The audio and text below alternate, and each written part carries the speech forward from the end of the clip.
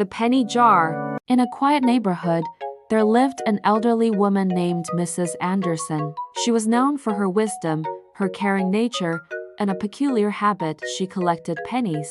Every day, she would place a shiny new penny into a small jar on her kitchen windowsill. One sunny afternoon, a curious neighbor named Sarah visited Mrs. Anderson. As they sipped tea in the cozy kitchen, Sarah couldn't help but ask about the penny jar. Mrs. Anderson, why do you collect pennies every day? Mrs. Anderson smiled warmly and began to tell her story. As a young woman, I faced many financial struggles.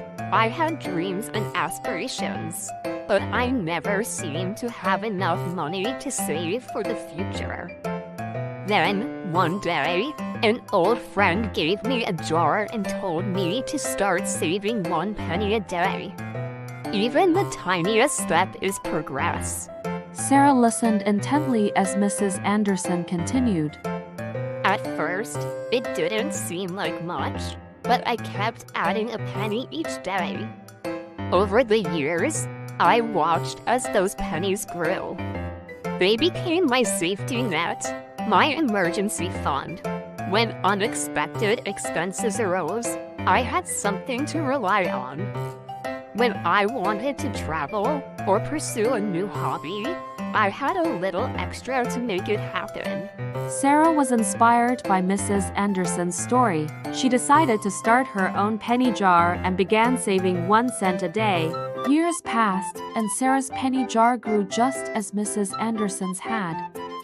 One day, she faced a financial emergency and was relieved to have her savings to fall back on.